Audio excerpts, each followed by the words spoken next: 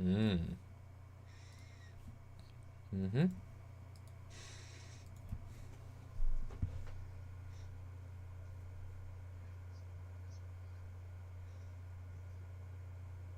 Who are you?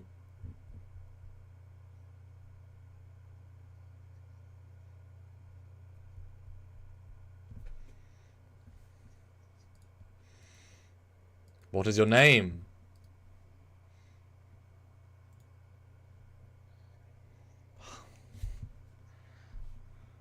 Oh. Oh. So it went from being on 1 second ago and you checked to being off all of a sudden. Great. I didn't change anything. I didn't move anything.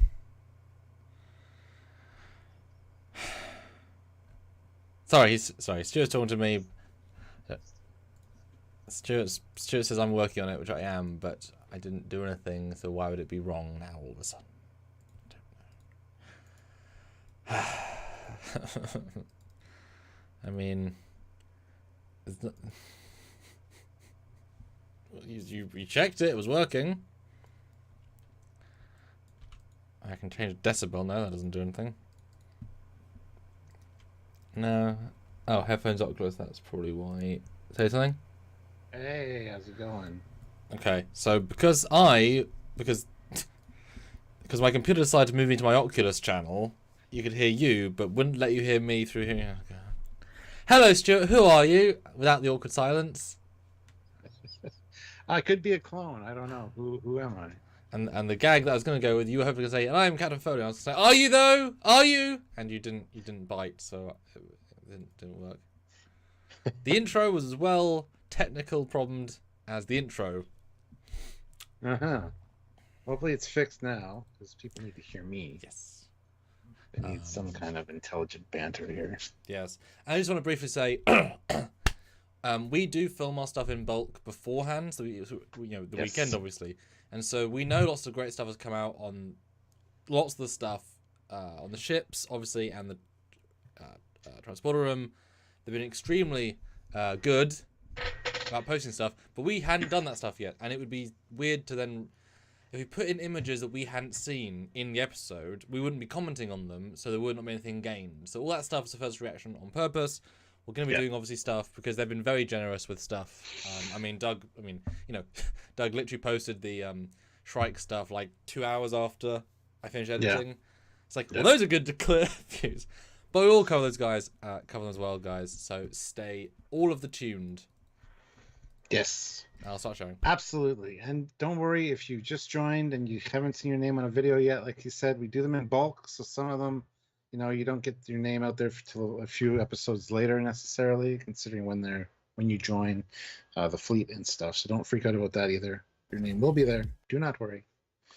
But yes. Check out today's.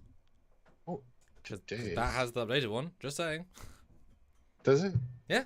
Well, as soon as I got it, I put it into.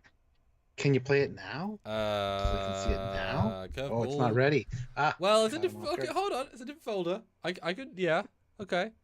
Now we get to see what happens when you join the channel. Okay. I'll let you talk over this. And it gets longer every time, Stuart. This video. And this is our fleet, the Trekyards fleet. See all the names there. If you join at the rank of captain, you automatically get assigned a ship. Look at all our awesome captains there. The crew underneath gets randomly shuffled and assigned to ships. And if you join at the admiral rank, you get a hero ship, which is one of the famous ships, obviously. And some different extra perks as well for admiral. So consider clicking that join button and seeing what you can do to help us out on a monthly basis. We'd appreciate it. 2 whole new ships from last time. Yes. Pretty incredible. So. Yes, the Kushu. Yes. And the Batavia. USS Batavia. There we go. Got to think Norwegian or yeah. The Kushu is actually captained by Mr. Eric Martin. My friends. You're famous, guys. You're famous.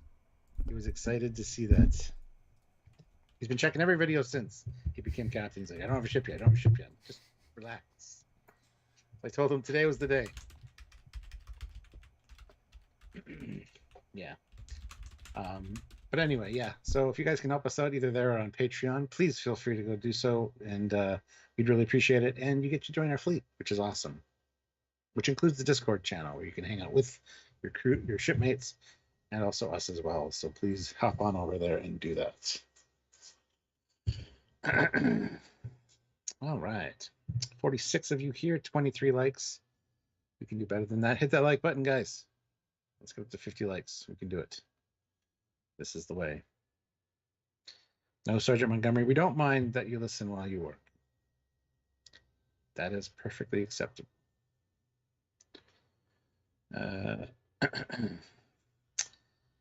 Clone, I'm calling it. I thought so from the start, says Treybone. Yes, we're going to be talking about all those things today. Who is Jack Crusher, really? That's going to be the topic. So, please hit that like button. Join the channel if you're able to. Click the link down below for all our Teespring and TeePublic stuff. Some really cool Trekyards merchandise. And by all means, yeah, support us any way you can. Even if it's just hitting that like button, it's super important. So just do that. That's fine too. Just saying. Or you can join the fleet. Have some really cool fun with us. So whatever you want to do, it's all good. But to be assigned to it on a ship, that's pretty cool. See your name up on the plaque every video. It's also very cool. And hopefully a lot of people are really enjoying that. And hopefully a lot more people will be joining so they can see that in their name in lights, as it were. At warp or in orbit or whatever the ship is doing at the time. Hi, Stuart. Hi. Hope you had a good weekend. I did. Hope you did as well. God, that passed very quickly. I don't even know what I did. Yeah. Yeah. It's Monday. Hello. Yeah. Eric Martin, though, throws in $5 and says, I'm finally a captain with a chair. First thing I'm doing is ordering that blue steak. Yeah. Dorian Targ steak. I don't know what it is. Andorian Targs, and they're like fluffy and nice as a reverse expectations of, you think. It's like they both come up with the name independently. One is one's It's like, oh. Yeah. You know what else is also an ad. There you go. We got an ad in there. So this is the way. Yes, Eric, glad you got your ship finally. I mean, I stop bugging me every 5 minutes saying you don't have a ship yet. I'm just kidding. It'll be every 7 or 8 minutes, Joe. I think he'll give you the leeway there. Yeah. We have a poll up. Is there more to Jack Crusher? Yes or no? Is it as simple as it looks? Go vote in the poll. Well, the real giant question, Stuart, is Jack Crusher the actual linchpin of the season? If he's not going to work, the season won't work. Is he the Jar Jar Binks to George Lucas thematically? Oh, good God. Yeah, if this doesn't work, it all rests on him. Yep. Thanks for getting that. So, I mean, is the season actually about Jack? We're 2 in. Each episode provided the entire reveal was his existence and then his lineage. That was the first 2 episodes. What do you think? What's your gut saying? I say yes, he's going to be very important. Because the first episode was called The Next Generation. They have stated this is the passing of the torch.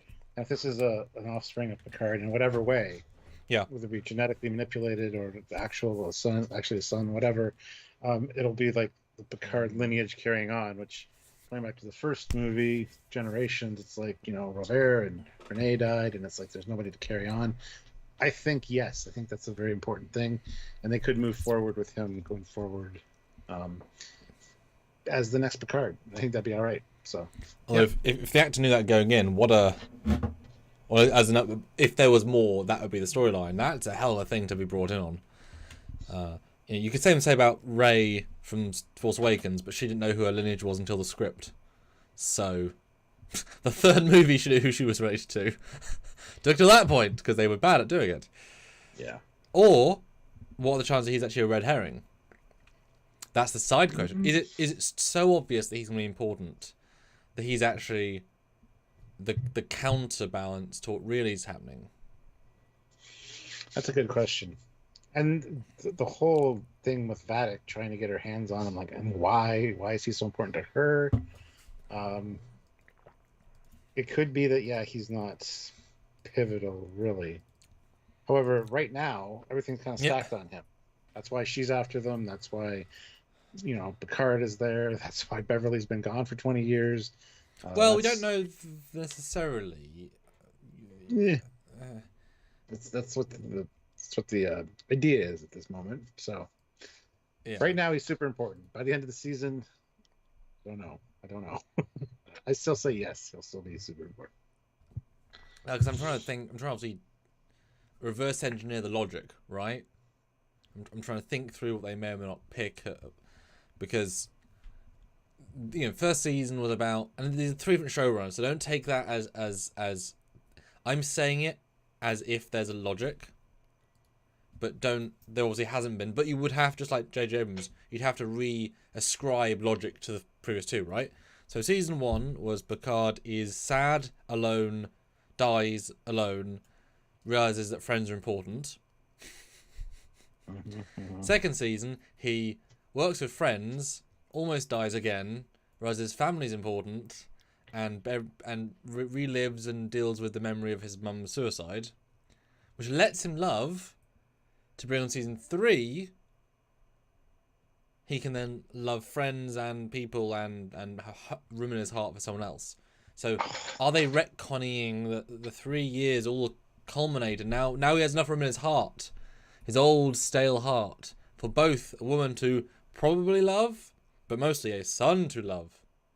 Oh my God. The problem is he just got to that point where he can accept loving somebody, because he couldn't do that obviously with Beverly 20 years ago. He hasn't been able to really bring anybody close to him all this time. These 2 seasons led up to, hey Laris, I want to share my life with somebody now. Shall we bump them uglies? What do you think, Laris? Exactly. So he finally gets the acceptance of what's going on and the contentment of his life, and then it's all shattered by, oh, by the way, I have a kid. That's a good and word. Now Beverly's back. So that's an unresolved love thing. So yeah, enjoy that. That sucks. That's good. Yeah, I like that. Shattered's a good one. Because we thought we knew where we were going with, as in he thought he had a very distinct. He was packing up his home in a sense. Can't get more shattering than everything turned around. And as I called out on Friday, the reaction to he's my son, the instant call to arms to protect, was such a strong moment. And he's never been a father, except in a light, and for a day or 2 with the fake Frankie guy. But I would assume that we all have a parental side inside of us, and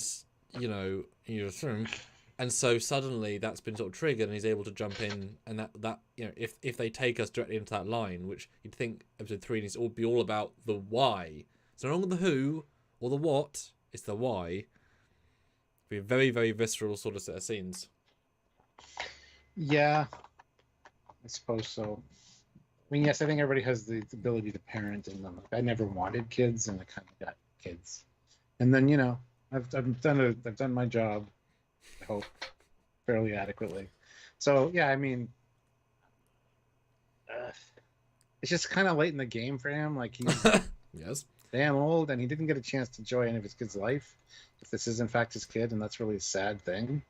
So, although we do know that Picard didn't like kids, as in children-age kids, so you, in a small way, you could argue that him suddenly getting an adult-age kid is kind of a blessing. He gets to skip all the diapers. For a man like that, he would like to be given the choice, obviously, but I've said it my whole life too. I don't like kids. I don't like other people's kids. I can't discipline them. I can't tell them to stop being little shits. My own kids, I could I can tolerate you because I can tell you to stop doing that. Yeah. Quiet. We know the quiet. It's other people's kids kind of bother me in that regard, especially if the people aren't good parents or don't realize that they're, letting their kids get away with murder because they're at somebody else's house. They don't have to be the parent anymore because the other person will, speak up and say something. You kind of get that attitude with some parents. So I don't know. I don't like other people's kids. honestly. Yeah. Until they become a certain age. So you're kind of right about that, I guess. Because I would imagine that let's take it to the end for a second. Assume that what we know is true, and Picard has to deal with the situation throughout the season, so he can't really be dad. He has to be captain, admiral. But at the end, the very last episode, he gets to actually stop, pause, and realize he connects really well with his character. If you're Patrick Stewart, who has explicitly said, I would do more, if he's suddenly this kid actor that he really likes, that he works well with, the ability to do a film with your son actor is a thing he's never done in Trek. I could see why that would be a direct, like, wow, I get to bring aboard, say 3 legacies and my son actor. That's a really nice dimension that is the entire antithesis of season 1. And if he's looking at, the 3 years of what I do, what do I get to act, that's a 3 hefty things. But 4, or movie, father and son, I mean, I could see that as being a reason to carry on. Especially if then you want to... He does care about the character, obviously, and he can't do it forever.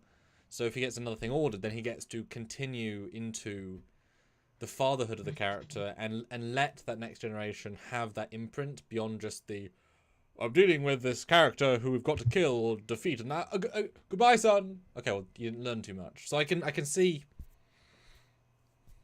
Yeah, I could see there being something there. What do you think? It'd be interesting. I don't know... But you didn't get the chance to raise him up and teach him all the moral lessons growing up. Like, moving forward, yeah, that's fine. Mm-hmm. But, I mean, I'd be fine with that. It'd be kind of interesting. But it'd be a totally different feel. Like, he's already his own man kind of thing. Well, that's what I mean. It's an equal, almost. It's basically, it's an insurrection again, jumping in and being...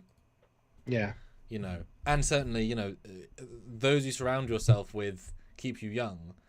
So if he's suddenly adventuring with his 24-year-old son, which is like, sure, then obviously, talk about, and he's a what's it, augment? He's a genetically made body person, so yeah. But I think that would be a reason to keep playing the character to, if you're given such a curveball. Whereas if you had planned, if Shabon had planned all 3 seasons, I could see him killing Picard at the end of 3 as the logical extension of this is a depressing season about the darkness and depth of the deepness of darkness of Picard. That would be but now it's done the opposite way. It's pushing higher positivity, right? Yeah. I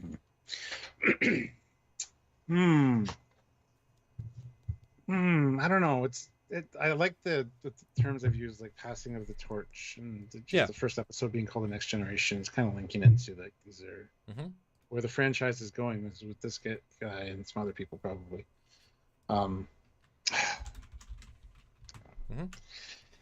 Eric Martin though, $5. Thanks, Eric.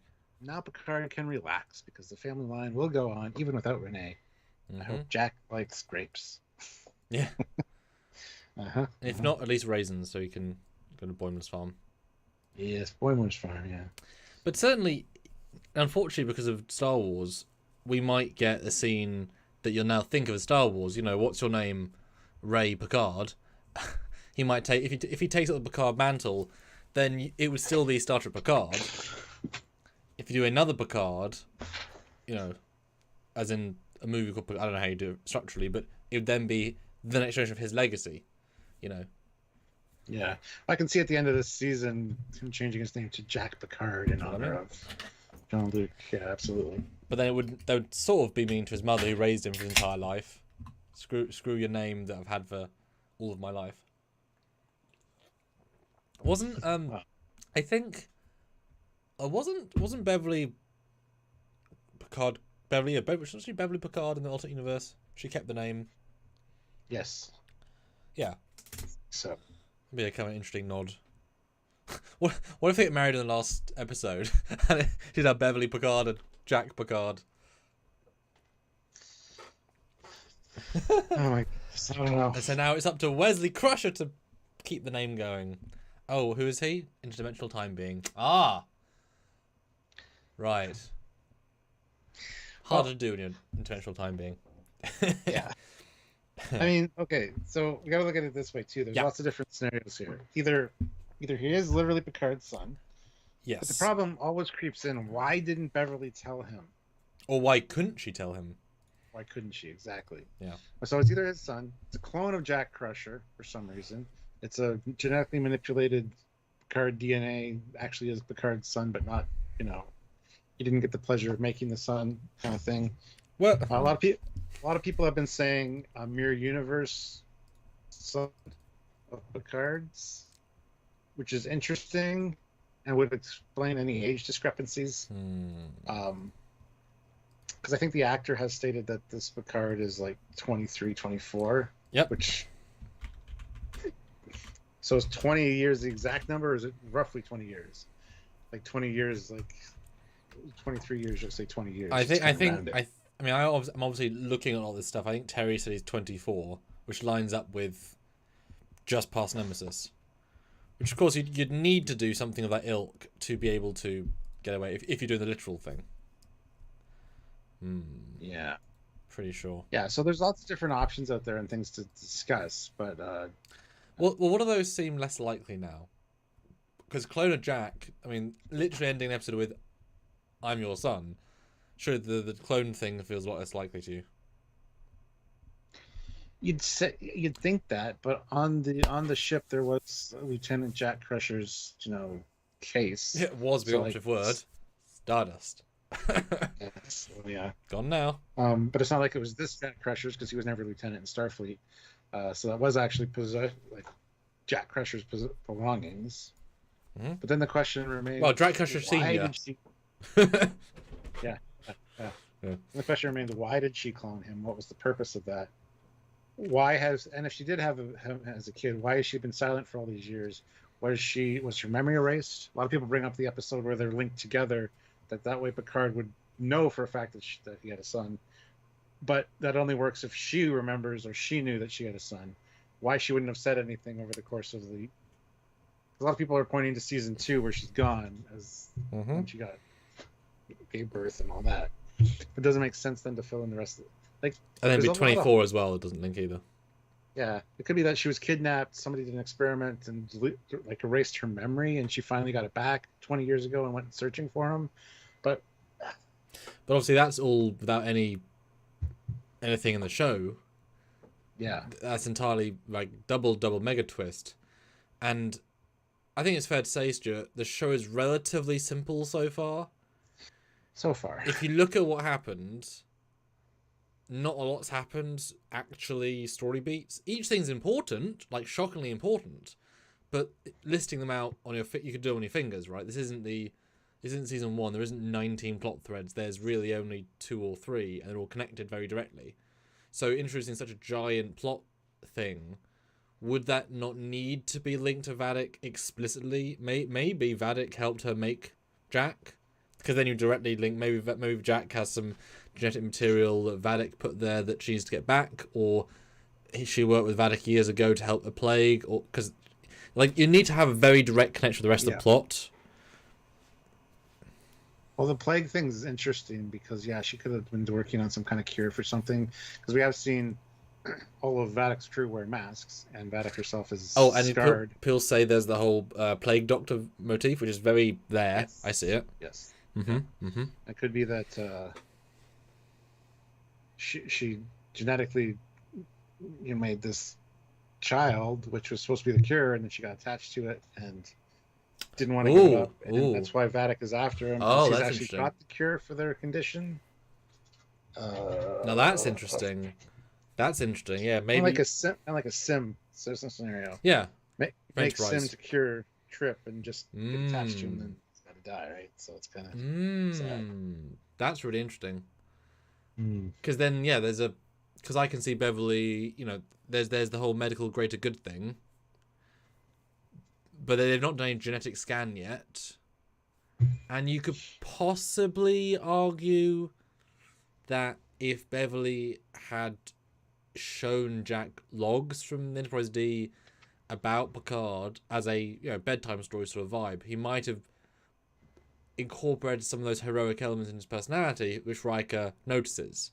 They might not be genetic so much as influenced by legacy of hearing, possibly, because if he's not a son of either, but instead the maid baby, and I like that. It explains why she's on the run. Maybe when she faked his death. Yeah, maybe he was a test tube baby, which would also explain the enhanced aging. Maybe he was made to become 10 very quickly, which gives them a 10-year age gap on the actor, or the actor on the character. And then they were meant to kill the kid, but Beverly would like him a lot. Faked his death, took him, renamed him Jack Crusher, and said, "Oh look, I had a son." But then that would severely diminish the effect of the end of episode 2, but almost entirely, wouldn't it? Yeah, right. Well, the captain of the USS Batavia, Mr. SVS Guru. Batavia. Robin's very specific about that. Batavia. He super chats in with €5. Thank you. Maybe he is a mix of Jack Sr. and Picard. Beverly picked the best of both worlds, so to speak. A lot of the answers, or supposed answers, become kind of creepy at a certain point. Like, why would she be making a clone? You know what I mean? Like, so I don't know what to say about some of those, but yeah, that feels, I'm not gonna say unethical, but gross to mix your ex-husband, your dead ex-husband. Well, I guess not your ex-husband because you were husband until he died. Your dead husband and your ex-boyfriend into a new man. That is gross. That's not. Yeah, there's something. Doesn't feel okay. Now, as you had said, if the genetics of Beverly and Picard had been used to create a baby, she didn't know about him. That feels more. But then you are just doing a Shinzon again, almost. Now, that's not to say they're not obviously. That's not. There obviously are repeating themes, right? So, doing a Shinzon, well, they've already done a David Marcus. Let's not pretend they might not do best hits.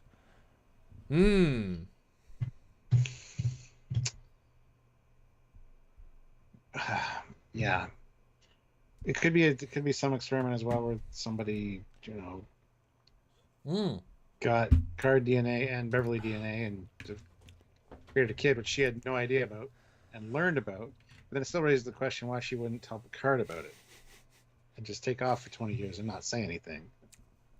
So there's a lot of questions. And two great comments. SC Scout Guy is offering a suggestion for the movie.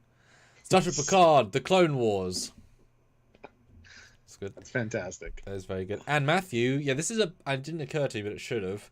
Did Picard scan him when he was in the brig? Yeah, you would think any sort of confusion would have been alluded to in the first scene where he's on the ship and he's had a scan. So did they just not scan him when they would have? Or did they scan him and not find anything of note?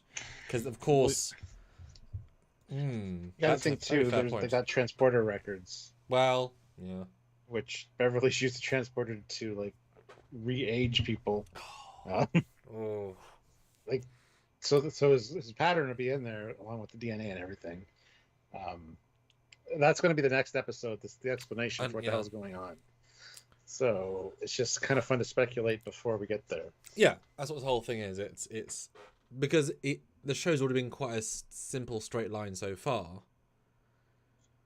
With quick answers, we're not going to have to wait till episode 7 to find out the answers to this. So yeah, because I'd be shocked if we leave episode 3 and we're still in Nebula, right? We had to get to the Nebula to get to these guys on screen, and then we have to escape Vadic to get away from the situation. Fine, that's a logical whatever. But then let's say they do escape. Well, when they escape, what's the next play anyway? Is it the thing that Beverly know? Because is Beverly actually hiding? Let's make it even simpler.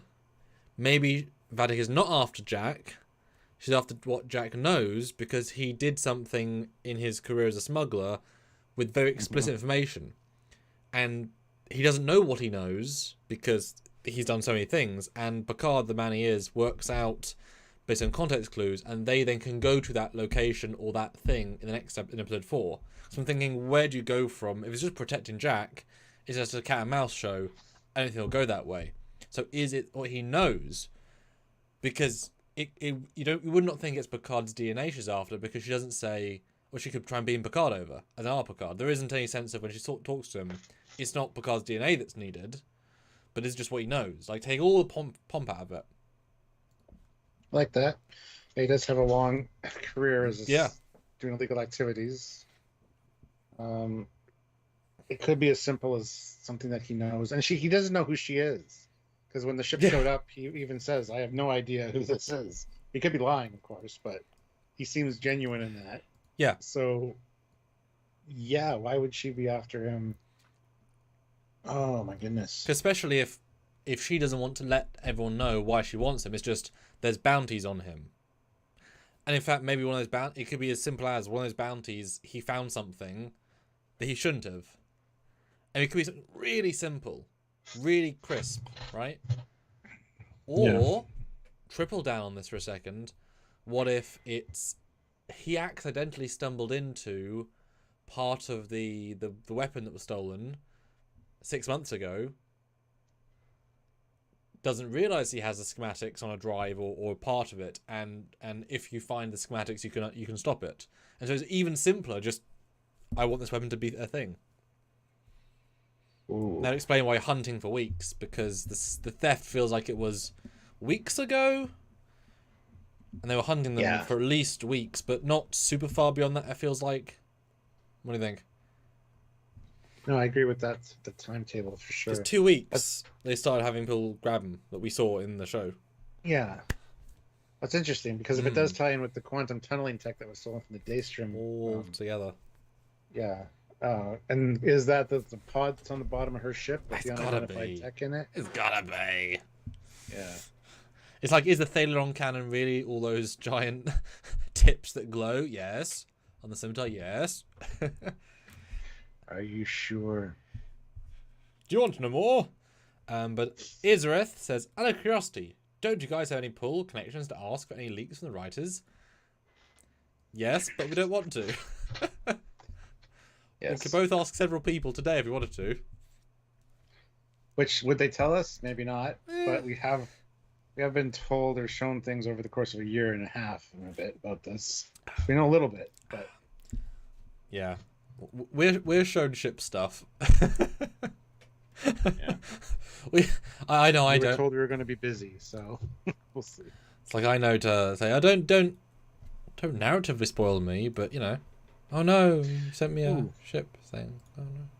Merlost says he stole the quantum tech. Too simple? Yes, because somebody stole it and sold it on the black market, which then got bought by somebody else and then used, possibly by that person or by somebody else. I could see him inadvertently stealing it, not knowing what it is. A job. Being paid to do a job, stealing something, delivering it. Maybe? It doesn't explain why Vadic's after him. That's really interesting. That's really, really interesting. Ooh, It is. I had to process that while I read some super chats. Yeah. Well, Aeon throws in $7 Canadian. Thank you. Bit off topic, but why didn't they fire quantum torpedoes at the Shrike? And why didn't the Shrike have quantums? Are they unique only to Starfleet? Good question. I don't think the Titan's armed with any, and that's why they didn't fire them. And they didn't list them in all of the weapons on the Shrike. So I don't know. I think just for the higher end ships like the Sovereign and stuff that have the quantum launchers, I think it's a pretty still not unique, but interestingly dispersed technology.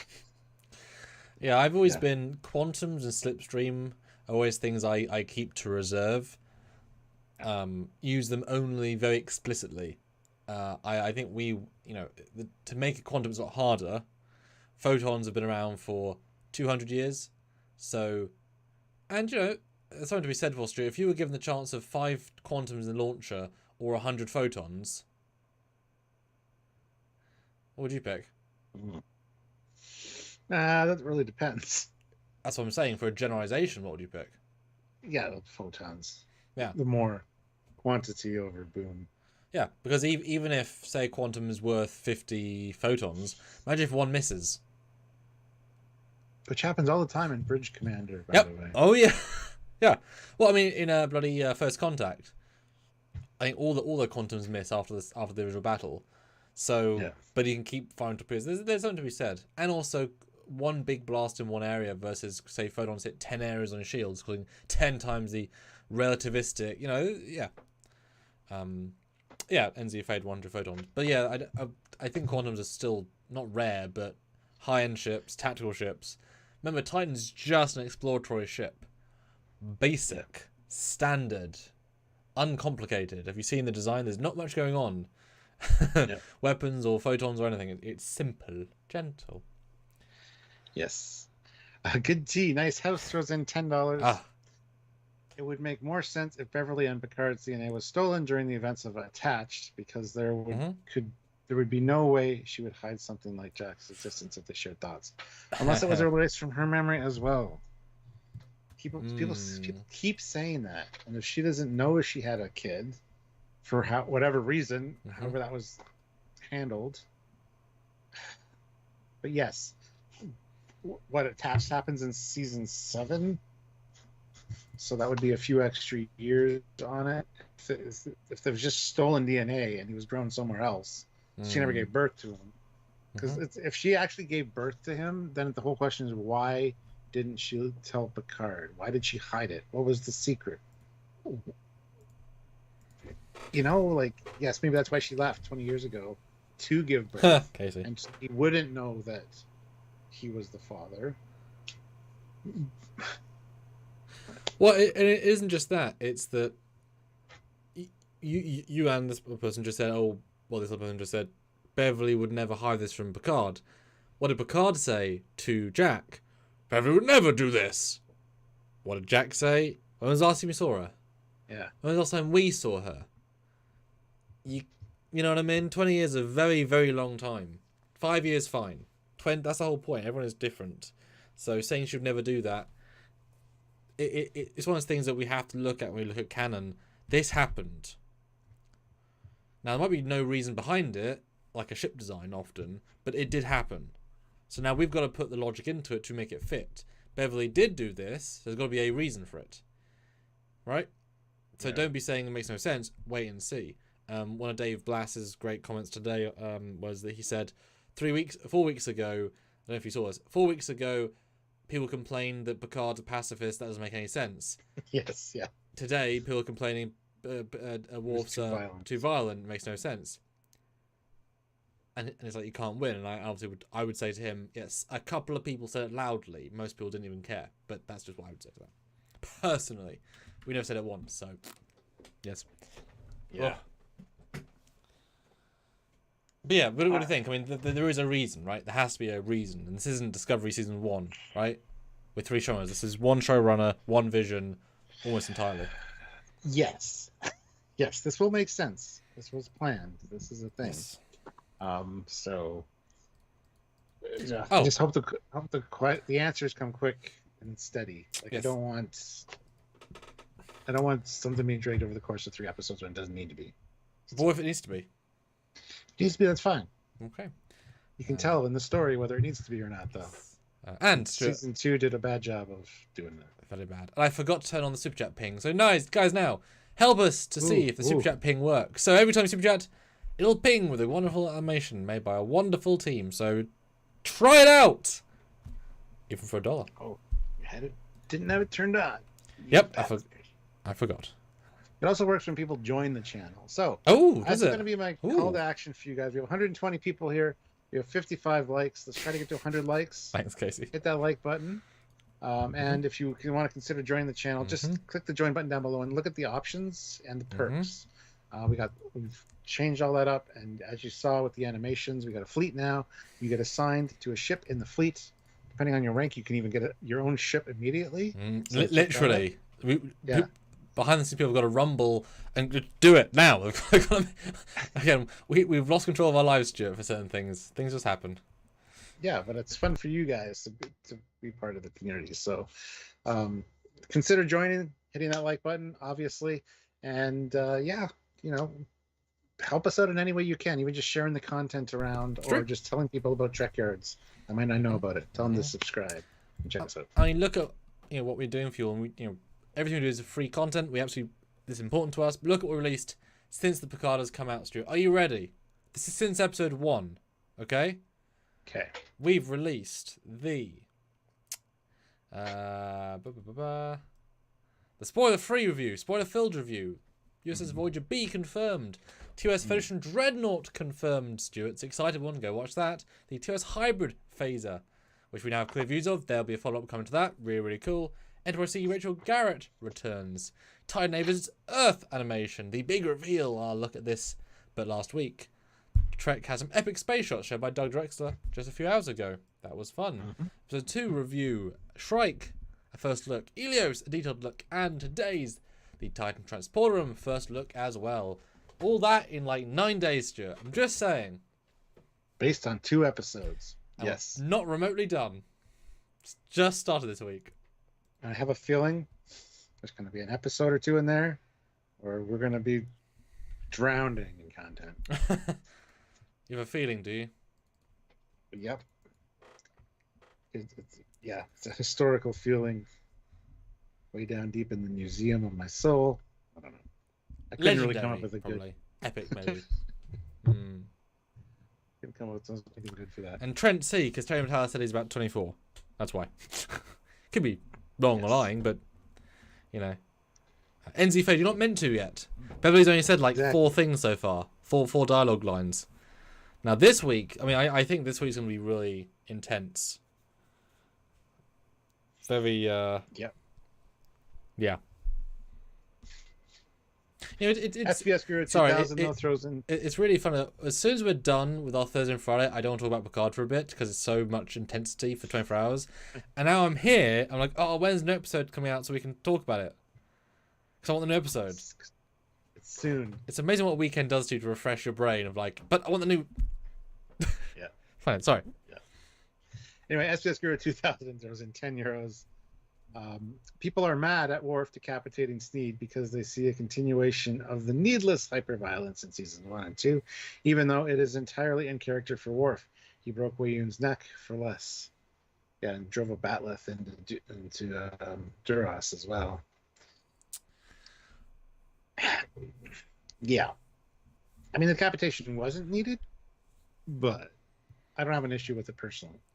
It seems out of place in the scene overall, but you say it's not out of character. He stabbed Duras aggressively because he murdered her wife. Yeah. Not whatever Sneed did, and Wayun, I think, being pissed off for a long time. We have no context, but the scene was just he came in to massacre them. There's nothing else there. And there'd be another Wayun too, so let's kill this one. There'll be another one tomorrow. It's fine. Yeah. So definitely, why couldn't he stun him with a phaser? Why couldn't he punch him? It's the fact they went straight to, I'm going to kill my lead with no chance of bringing him back for no real reason, not even to defend Raffi, because he could just have walked in and stunned them all with the Klingon disruptor, right? Yeah, it would have been better if Sneed was just about to stab Raffi. Yeah. And the head decapitation just falls onto her body or something. Well, if you want to be very, very literal, if Steve was doing this and his head was only here, then an uppercut, that's the only place you can get. You could make it make sense. Yeah. But the way it was framed was look, there's the guy. First option. Take his head. Yeah. 82 likes. We're almost at 100, guys. It moved a little bit. It moved about 20 likes. But come on, let's get it to 100. Only 18 more likes. I think we can do it. There's enough of you out there that haven't hit the like button. I think there is TMNT, because that's the whole point of the story, I think. But I asked the question, is there more to Jack Crusher?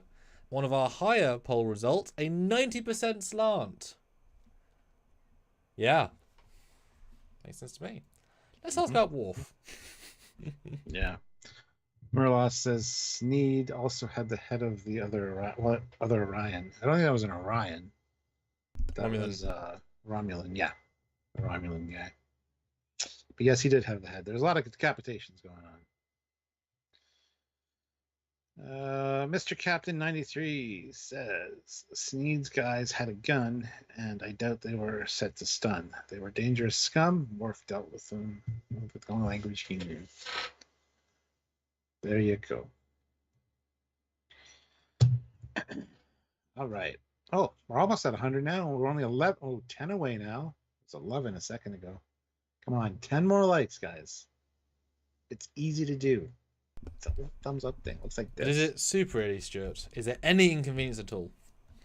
Well, it's easy to do. It's super chat easy. I don't know, super chat as well. But it was super easy, barely an inconvenience and all that jazz. Hit the like button. Yes, there we go.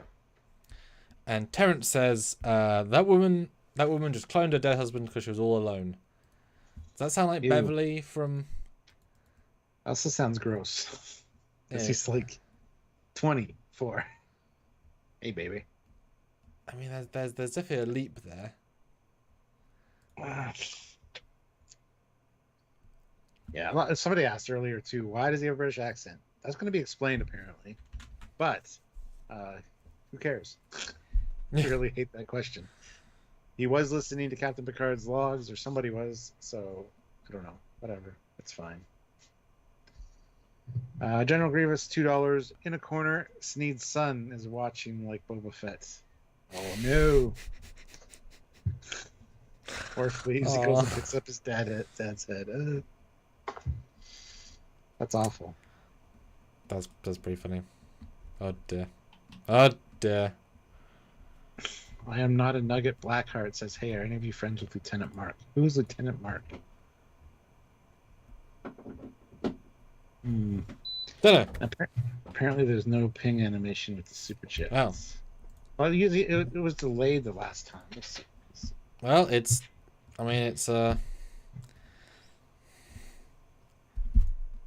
keep an eye out. We'll keep an eye out. It's fine. okay, I'll try to put it on the top of everything. Let's try that. Let's see if that does it. Because he's British, yeah. But read the poll, Stuart, unless you already did. Ooh, we got a new poll. Did Worf have to decapitate Sneed? Yes. No. Didn't need to, but it was fun. That's the one that's gonna win. So. I mean, it's funny. You could always, if you want to be very clinical, say, well, in the latter years, Worf joined a Klingon sort of monastery vibe on another planet that practiced decapitation as the most honorable way of killing, because you don't live long enough to have pain. Actually, your head can live up to like 30 seconds or something after you get decapitated. But they don't tell Worf that. Oh. Because it's a very dramatic way of killing people. Aaron Waltke is here. Oh my god. Says, who isn't friends with Lieutenant Mark? It's a better question, for sure. Hi, Aaron. How's it going? Hi, Aaron. This isn't a Prodigy live stream. Have you got Jack Crusher in your show too? Prodigy's around. Oh my god, is Jack Crusher and Beverly Crusher in Prodigy season 2 confirmed? Is Jack like 7 or 5? Does Beverly board the Protostar A, B barricade, C child? Yes, Protostar C, the child Protostar. Oh my god, he's the same age as the kids from Prodigy. He could be a Prodigy with the Prodigies. Aaron, just ignore everything he's saying because it makes no goddamn sense. He's literally the same age. He could totally join the crew for like a season. Introducing Jack Crusher for some reason. With no important story. Good God. Oh, that was fun. Yeah. What are you thinking about the rumors or the theories that it's either a Mirror Universe Jack or a Mirror Universe Beverly? Nope. Yeah, I don't want the Mirror Universe. It's not needed. It's not really wanted. Yeah, there's no connection. The only thing I could think is that if I was being very, very, very, very, very, I need to think Mirror Universe, right? Then I would say, okay, Beverly was under a secret mission into the Mirror Universe, and she found Picard there, and he wasn't quite as evil as he could have been, ended up in a relationship with him for a bit, and made Jack, because he liked her, and then, or they each other, and then he died. That I could very vaguely buy, but that's already pushing it a lot just to have a son that's actually Picard's. It's not our Picard's. But that thematically it could work. It's just a hell of a stretch, or a hell of a going left field. It was Stephen. It was very good. What do you think, Stuart? Does that make if you're going to go a direction? Does that make sense? Yes. Yes, Good. it does. Good. Would you want to see it? Or, would you be annoyed if that was the direction? Or would you be like, okay? I'd be fine with any of it if it's done well, as I've always said. Okay. I don't have it. Yeah, if it's done well, I don't have an issue with it. But is that There has to be That's what I mean. Yes. Okay. Yeah. Cool. I mean, you can have a great idea and portray it really awfully on screen. So, I don't need the mirror universe, and I don't want the mirror universe personally. But there's a lot of things I don't want that a lot of people do want. So instead of all Trek in general. So what I'm saying is they should ignore you. Yeah, pretty much. Just ignore everything I say. I'll be in the corner over there. Bye. SBS Guru 2000 throws in €5. We already got a mirror, Wesley, and STO as the Emperor for some reason. Oh, that's true too. For some yeah. reason. Wow. Because he's got to be cool in some universe.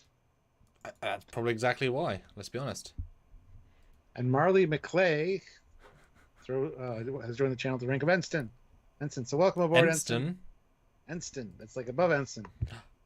But only like by a quarter of a pip. That's fair. Welcome aboard, Marley. Thank you so much for joining. All of the obliged. Yes. That stuff does make us go. We aren't Packlets, but we still have to go. Does Wesley know about Jack? I mean, I don't know. Wesley is now like this. The super chat things aren't working.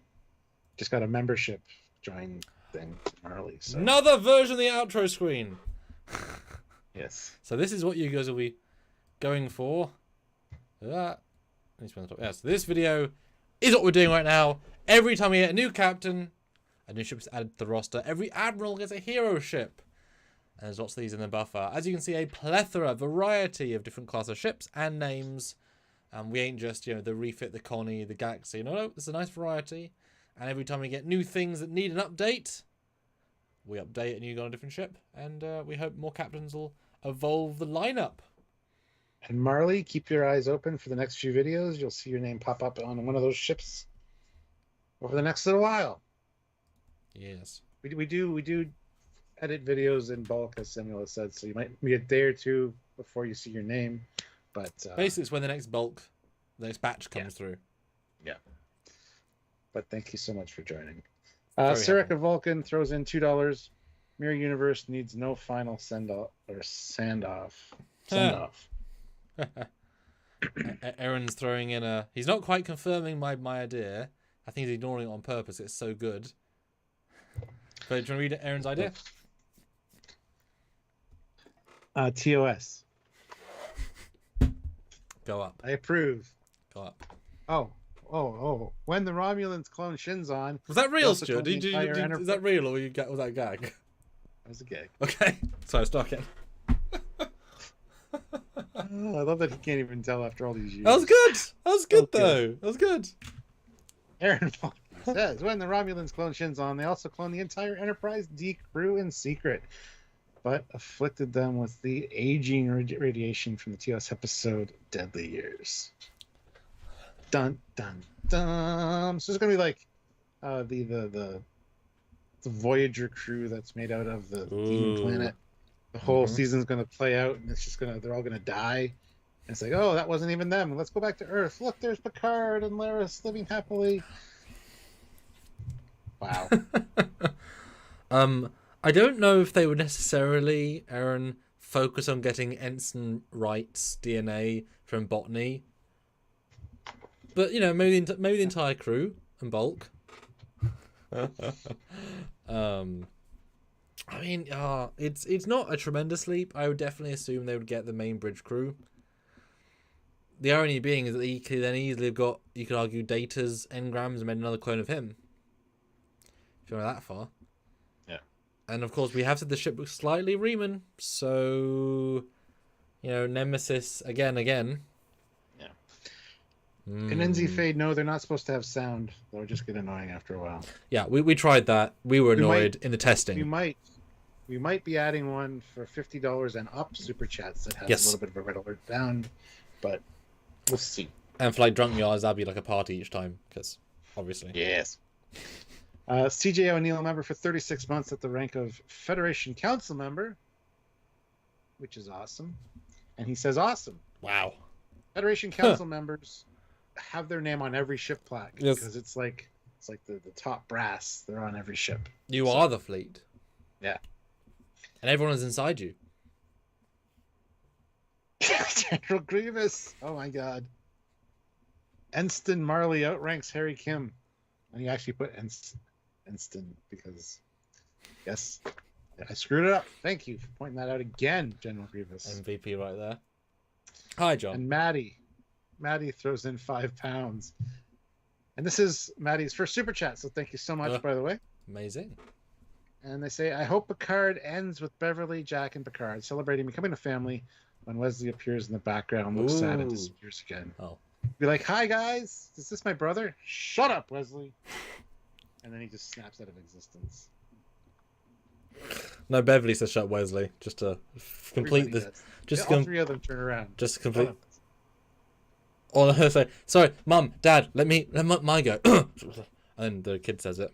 I mean, I would actually be absolutely fine with a rather happy ending where they're on the vineyard or in space, and Wesley appears and says, "Hey guys, Wesley." I'd be happy with a happy ending as well. Yeah, of the show, right? I'm just gonna leave it vague. CJ O'Neill throws in $50. Thank you, and says, "Red alarm." We don't have it set up for the sound yet, so I don't know if you were trying for that. No one's at 50 yet, so you proved our lack of getting ready. This is also a brand new system, so but that red that ready purple is very nice to see. It's very nice. It's very nice. It makes all the difference, as you know. Great success. What do you think? What do you think, sir? About what? Well, what? Put your voice in the discussion. More so, I mean. For 50, you should say more than yeah. One. If it means each syllable packs a punch, you know. Yeah. Joe Smith says, if he really is Picard's son, Picard will die again at the end, but be happy with a family legacy. He went on about legacy in episode 1. Yes, I believe that would be the case. If Picard dies in this and he's got somebody to carry on, that'd be great. And then he's gonna be like, "What's your name, son? You want to join Starfleet?" "My name is Jack Picard." No, it's Jack Pickard. He took his uncle's name, as in his uncle's mispronunciation. I would be fine with him changing his name to Picard. Come on. Yes, and stares at an old lady, and behind the old lady is two ghosts of Beverly and ghosts of Jack and Q. No, Jack and Picard. He's dead now. Oh no! Oh, sorry, post death. Oh no, you're right. Original Picard. There's now two Picards in the sea. Yep. My two dads and my third dad's here. Oh yeah, that could be the name of his new spin-off show, My Two Dads. One is dead, one is alive. I get information from both planes of existence. But Devereaux says, if he is their son, does that mean Dr. Crusher had a baby when she's in her 50s? Yes, it's the future, for Christ's sakes. She's also a medical doctor, which means she can do what's needed to get it. It's fine. Somebody brought that up. Why are people in their 70s having kids? It's like, well, she's not in her 70s when she gave birth, first of all. But yes, in the future, it's fine when people's life expectancies are 150 years old. Mm-hmm. 70 is the new 50 in the future, so it's fine. Yeah, I certainly do not get the logic. If we believe that he can still be serving the fleet relatively fine in his 90s. Yeah. I mean, yeah, it's fine. I mean, even if even if they had to, even if the biology of a body was so standard now, I'm sure there's supplements she could take for a couple of years. Yep. And if you want to go really deep, she could just have a, holographic maturation chamber. If you want to be really, test tube baby to save her, but it's fine. Because as we know, like, you look about 20 or 30 years younger than you are, conventionally speaking, because of the medical advancements. So anyway, Absolutely. And Vadwanyu makes a good point. Women in their 50s have given birth in reality. Yes. Yep. Up to 60, I believe. Some even older. Some Guinness Book of World Records. And that's doubly good because they were then born in the 70s, where medical care was less good. So if you're born now with all of enhanced medical care, the chance of you having a baby in your 70s from now is significantly higher. Better diet, no smoking, all that stuff removed. So yeah, I really don't see a problem. And given that the only real degradation of age is physical, like things hurt, you get slower. If all that stuff's getting healed as you go, you're just getting wrinkly and whiter hair. That's really all you're getting until a point where the medical stuff isn't working so well in your 80s, 90s, 100s. And then you're starting to feel the stuff that you have in your 60s in your 90s, conceptually. So you wouldn't feel your age by a very long way. And then you get like Dr. McCoy, 110, pottering around. It's alright. Was it 130 or something? Yeah, I would be conservative. I couldn't remember exactly. Yeah. But anyway, yes. It's definitely possible. So I don't know why people keep bringing that up as a... I'd also imagine that time moves differently perception-wise when you're in the military. Especially when you're a lifelong... I know it's not the military, but if you're a lifelong military person, your years probably feel very different. So does she feel... So say in TNG, does she feel like she's in her 40s? Or because she spent 10 years on Enterprise doing the same day again and again? Is she in her soul like still in her 30s, right? Because it's just been... you're traveling, but you're in the same room, in the same, like I know that we've both lived in the same houses for a long time. Like the days sort of blend together a bit. How do you plan? Has it been 10 years? Oh, And all that time at Warp, does Warp affect aging? If you travel the speed of light, everybody on Earth is going to age, and you're going to come back pretty much the same age. So yeah, what kind of Warp effect is there? They've kind of compensated for that, obviously. And we know she dealt with a very specific reverse warp shell, static warp shell. I mean, who knows? Yes. That might have given her 10,000 more eggs. We don't know. Maybe she's still trapped in there, and that's what we're watching right now. What a twist! We cut back to TNG. Everyone's DA to people at the sets, and then finally getting her out. It's like, wow. It'll be like Inner Light, only different. Yeah. That was a very long. It was a 35-year-old TNG season 6, or literally the end of the episode is literally her being pulled out into TNG, and the episode just continues like TNG did. There's no editing. It's like that was just the warp shell. And she comes out young. It's fine. Yeah, because it's just TNG footage. No reshoots. Just the end of the episode again. That'd be great. Ridiculous. No Money G throws in $5, ironically. With the name like No Money. But Ed Spaliers is 34 years old. The exact age he would be when Beverly was gone for season 2. Oh, yeah. Did she get pregnant in season 1 and when everyone had sex? No, because why wouldn't she say something and then come back to the ship and leave the baby alone with somebody else for another 5 years? 7 years, yeah. Yeah, no. We've said that and by last the way, week. And even though the actor's 34, he's portraying somebody that's 24, because even Patrick Stewart is, however old he is, Picard's older than him. About 20 years, yeah. Yeah. Which is the reverse way Ed's playing it, but yeah, it is weird. But we did talk about that last week when we were discussing is he actually Picard's son, etc. But the thing is, as I said to someone earlier today, if you were casting and there's a 22-year-old who's perfect, but you preferred the acting of the 34-year-old, he's like, that's perfect, go the actor, right? The quality acting should be the paramount level. He just can't pull off 20s. Or his life's really hard and he's very old 20s. Oh, it has been hard. He's wanted. He's done a bunch of. But with hired mercenary medical terrorist tech type from his mum, I things. mean, donor generation. I mean, this I know, lady should be the look at best her. at doing it. She didn't age well either, though. So Yeah, but Doctor Heal Thyself is way harder, you know. I suppose so. But it is possible. I would be fine with, I'd be fine with the idea of, that. New theory. Oh God. Okay. I'm here for it. You are.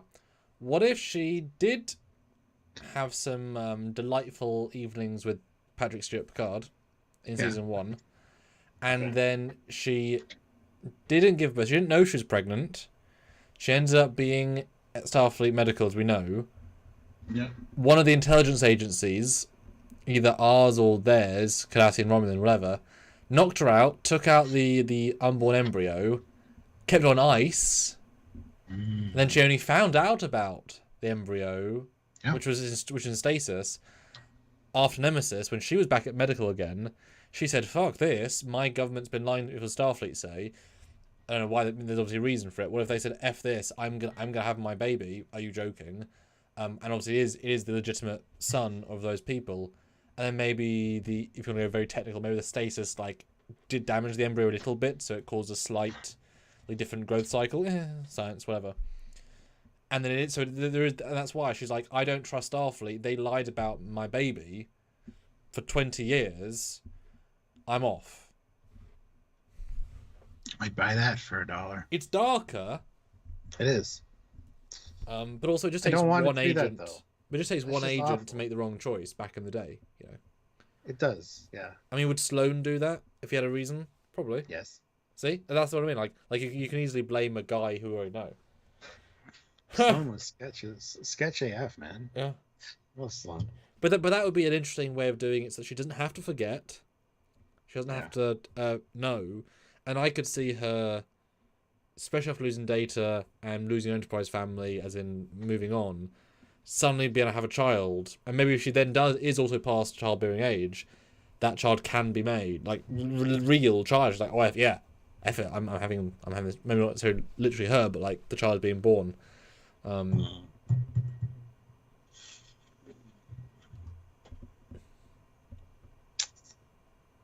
Section 31.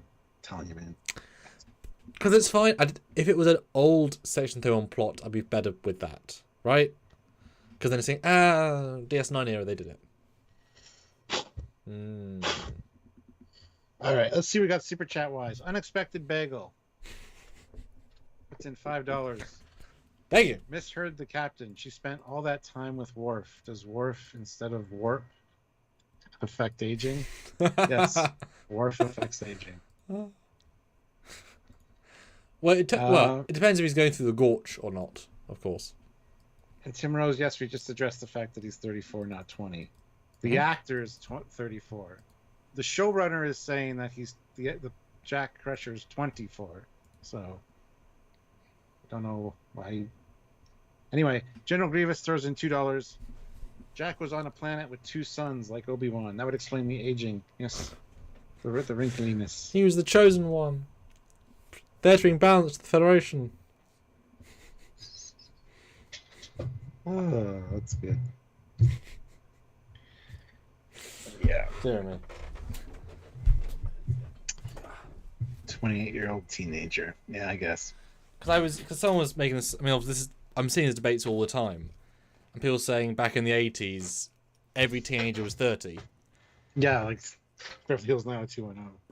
Like 34-year-olds going to high school. Like I get it, but I think in the subsequent decades, with smoking being not a thing anymore, really, when they hire younger, young actors for younger shows, they actually look about their age. You don't have really. I think they pick better, right? So I don't think that's so much a thing nowadays than it was then.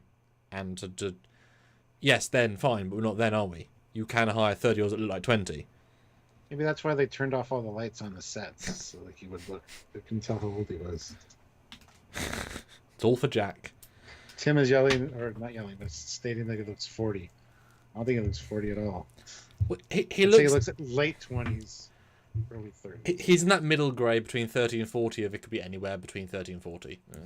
A young 30, an old, a young 40 or an old 30 or a very, very old 20. Like there's, you know. Yeah. Sean O'Sullivan throws in €2. Considered time crystals, Disco Hall's garbage. Yeah, maybe time crystals did this.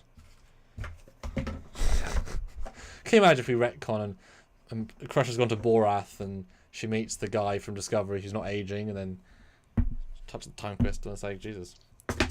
Michael Davis, this is the other theory. Michael Davis says Jack's dad is the candle ghost from season 7. Sure. Honestly, I'd rather have Olivia saying, when's the Julius class? And I have to respond to that. That tells you something. So, yeah, exactly. Oh my goodness. Yes. But that's the thing. I'm a script writer, right? And I deal with a lot of these sorts of situations because there's the what would be fun, what would be practical, what would be you want twists, but you shouldn't just do twists for the sake of twists. If the twist has already happened, then is that just, as you've said, to keep the narrative flowing so quick? We have to twist instantly because we don't want to. We've got so much to tell in 10 episodes that we can't spend more than 3 setting up. When in fairness, this first 2 have been who is Shaw, why is Shaw, who is Seven, who is Jack, where is Beverly, where is Worf, who is Raffi, where is Raffi. You know, that's all been set up quite well. So we know the playing field. Even we think we know where Troy is through Riker. So we've got a good setup. And we know where Geordie is from the... So actually, there's no one we don't know where they are, actually, now. Yeah, everyone's been set up. In 2 episodes, the entire TNG cast, we know where they all are. That's useful. Huh. Yeah, never thought about that. And we know Janeway's alive because she helped Seven get in this year in the 6-month gap. Yes, yeah. So that helps. So that if that's the point of setting up, we know that, right? Interesting. Hadn't thought about that. That's an organic way of doing it as well. Yeah. I just wish they said what year it was to stop the confusion at the start. Yep. We have 133 votes though on our poll. Oh yes. Did Worf have to decapitate Sneed? Well, the winner is didn't need to, but it was fun. Yes comes in at second place. Oh, sorry. Didn't need to, it was fun. 44%. Yes. Yes comes in second place with 35%, and no is at 21%. I'm glad I put that out of the voting. Yeah, that's good. That's good. I like that. Good. There we go. I mean, that tells you most people agree with. Yeah, it's all good. New poll coming in. Yeah. Dan Ben, maybe she didn't tell anybody about the pregnancy because of shame, but why? Like, why would she be ashamed of that? Because they're not married out of wedlock. Oh my God, it's the future, man. It's fine. He's a splice of Picard's and Jack's DNA, says Trekyards. I mean, sure, that'd be interesting, but why? How? What prompted that? Yeah. Ways to have a child and never be pregnant. Well, yes, absolutely. As we talked about, kind of test tube baby. Easily explained. Do the twist, yes. All right, guys, 141 of you here, 117 likes. Let's try to get those likes up to 125. It's not that many more. We can do it. Let's do it. Now, this is a really interesting poll, I think, Stuart. We're going to get a huge variety of things here, so I really want to know what you guys think. And if you could vote in the poll, Stuart, what would you read out and vote yourself? All right. So the poll is, when did Beverly have Jack? 20 years ago, as to why she left. Around the time of Nemesis, TNG Season 2, and a bigger reveal. It's not really her son. Oh, wow. For those... And these are the big options, I think. TNG Season 2 would be interesting, but I want to find out why she didn't talk about him. So it's got to be explained. Or not really her son, I think is probably the best one. And that's why she never contacted anybody because she couldn't explain things because it's convoluted or whatever. I don't know. So, What about you? What would you vote on? well, it feels like they're channeling us into the he's why she left. Yes, they absolutely have. But that, I mean, 20? He's not 20. So, can't be why she left. You know? Yeah. And I would honestly think less of her if she didn't tell Picard for any number of months or years without a extreme reason at the start. Because Beverly's a very honourable character. I mean, think about how many times in TNG where her bedside manner is glorious. And she's smiling and she makes the whole scene glow with comfort and you're not going to die because of alien space worm today, Geordie. So to go from that into this, I mean, reasons, obviously, but yeah. It's very specific for me to believe. I'm calling it now. He's some kind of clone or something. Yes, that wasn't one of the options this time. I know, it's not going to be... It's literally her son, just that she raised him. And yes, there's some genetic material, but not really... She didn't give birth to him, necessarily. So... Yes, Trek or not, I showed him all the stuff you sent me earlier. Earlier today, I sent all the stuff that you sent the other day. About Thine Own Self Be True episode. That's the... Yeah. I mean, go into it, Markings Stuart. on the forehead. Trek or not, go into it. And he explained it to me, and I was like, Oh, she looks like her, does she? Oh, okay, cool. Could explain the lore thing connection, too. Yeah, I've already shared that with Samuel, Trek or not. Made me... I don't want to get into it here, because it's just too much to explain. But... Well, I can bring up a graphic use... I was on the Discord, wasn't it? I can bring up one of the... graphics. Let's have a look. Maybe Vadic is Moriarty in disguise. Very unlikely. I see. I mean, the problem is we're both heavily biased to loving Moriarty, so we know he's only in for like a day of shooting, so he really can't be structurally. But and Casey makes a good point too. I never had a father. Wasn't a metaphor. But not just that dad wasn't around to raise me. I never actually had a father. I'm very much like Anakin Skywalker. Yeah.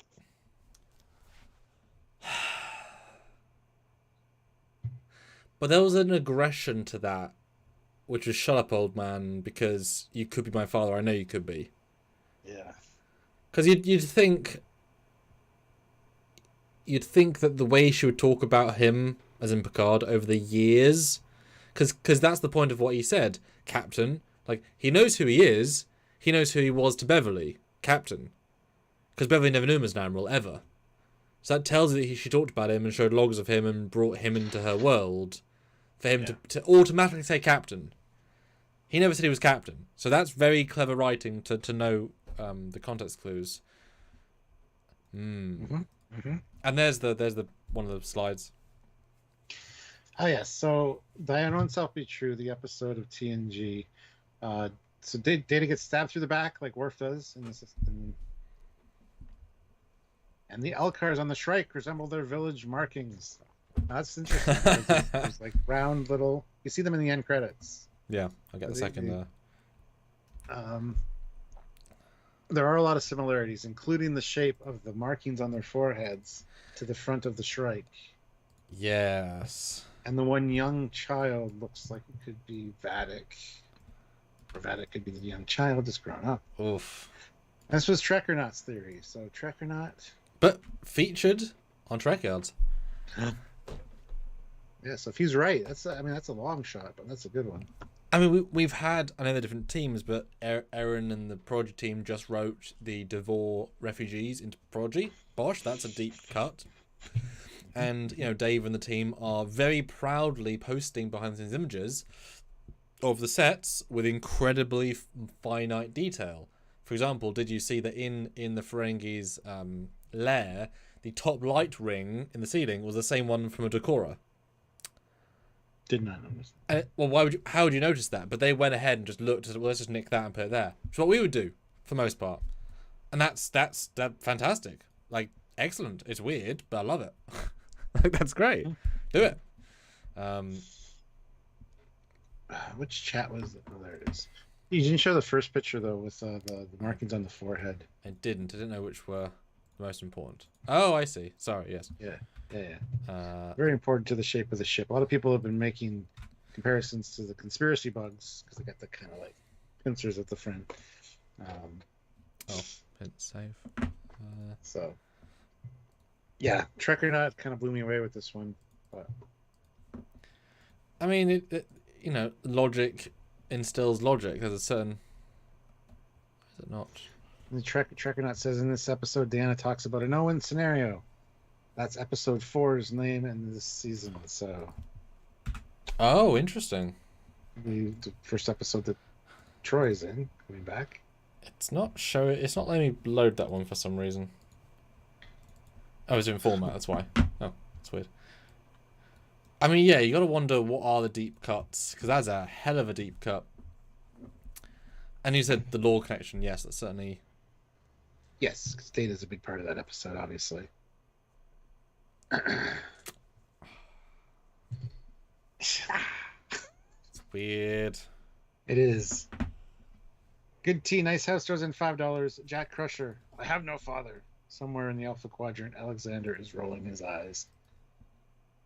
Yeah. Delta Don't forget poor Jeremy. Don't forget poor Jeremy Astor. Boy, if he comes back, I mean, that'd be a deep cut that we all need in our lives. Yeah. Probably not the same actor, but it's like, oh my god, Jeremy Astor. Oh wait, that could be the guy who's with Worf. So, couldn't yeah, it, the though? lady that because we know the guy. There's a guy who's in Terminator. What if that's Jeremy Astor?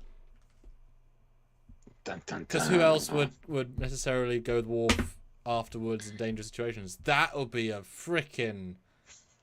I mean, that would be a mic drop level, because he's probably a... Damn. Yes. It's like, he was a father to me the entire time, cough, cough. I was on deck 6, cough, cough. Every week went to baseball games, cough, cough. There we go, it's fine. Redconned. Wow. Cosmo says, have you noticed the 29th century tricorder on the table? What table? What table? What table? That's my table? I wish. I mean, it's really funny you say that. What table first? Because that... You have one on your desk, don't you, bastard? Not my desk. Of all the things to call out, I have one right here. Oh, that's just tiny. Who else has one of these? I do. Oh, I love it. It's so doodly. I mean, literally. Here's my S22 Ultra. Yeah. Here's my headphones. Love it. Amazing. He's actually Tasha Yar's son. Oh, good God. There's no evidence of that. No evidence. No. Cosmo, come on. You're holding us in suspense. Who is Jason Vigo? How about Jason Vigo? Yeah, that's the other Picard, not son. Okay. Which I've wondered about. I'll kill you like I killed Jason Vigo. What? Nothing. Maybe Jack was raised by Moriarty. Not likely. I think he would have said something about that. It's a slight reaction, I get it, but...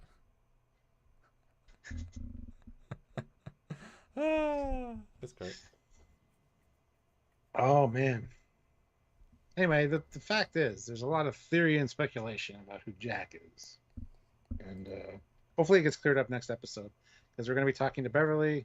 We're going to get some answers, we are? hopefully. What, do we have the phone number, Beverly? Yes, us as the audience, you dumbass. Well, double dumbass on you!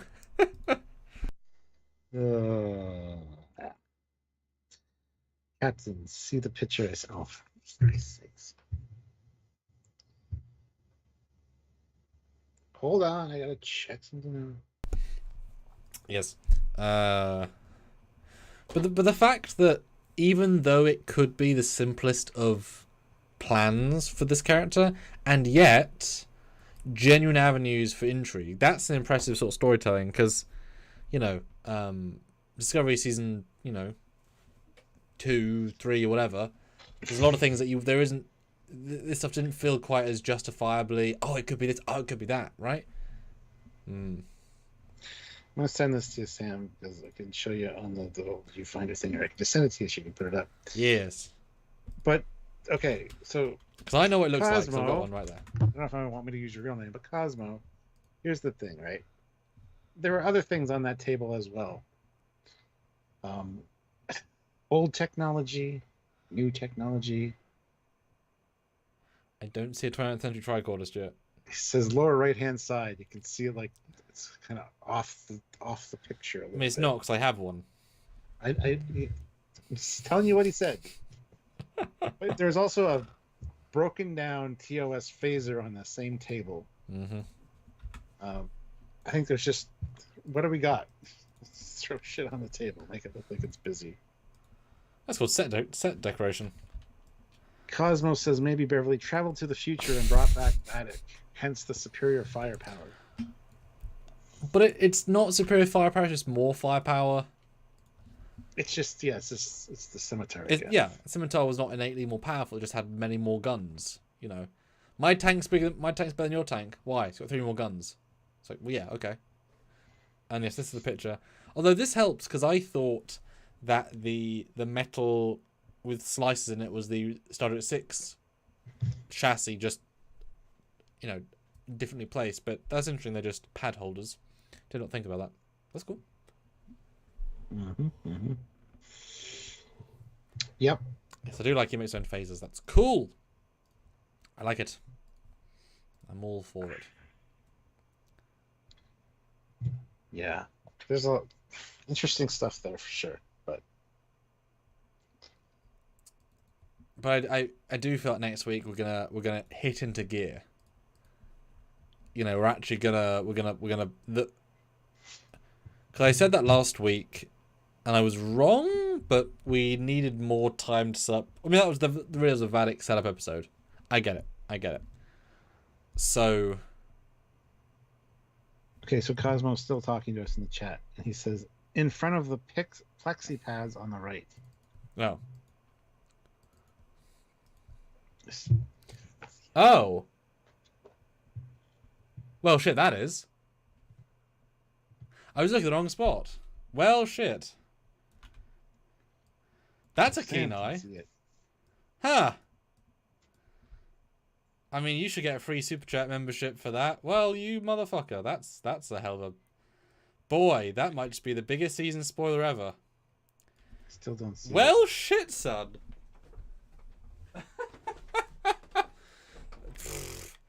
Same graphic and everything. Fucking hell. You don't just have one of these... Oh, there it is. Yeah, okay. Wow. And that's a video... Oh, no. I should email Dave. But Dave, are you doing time travel? Because we caught you doing time travel, Dave. Wow. Literally, you even see the sticker. The sticker, the black and the gold. Oh, my God. Now, is it meant to... That shipped on time travel. Duquesne! He's Duquesne back! would be great. We're retconning Duquesne! It was a ploy! Terry saw season 2. Fuck that, he is Duquesne! And they killed Duquesne! I would love that. Come on now. That would be oh amazing. My God! Ugh. This is why you should go behind the scenes pictures, but also don't go behind the scenes pictures. Damn! That's funny as hell. Well, Cosmo, there you go. You earned your pay for this week. Yeah, well, there you go. And a raise. Give you a 20% raise from what I was paying you before. Yes. 30%. We'll be generous. 30%. I'm totally gonna... Just gonna zoom out so people stop seeing it. But the thing is, if we tell them that, they'll stop giving us behind the scenes pictures. Oh, they won't. Oh. But things you wouldn't know that's what it was unless you knew what it was. It's so specific. It's so well hidden too. Yeah. Fuck. Yeah, 20th Century Pill coming back. Oh my god, if he comes back.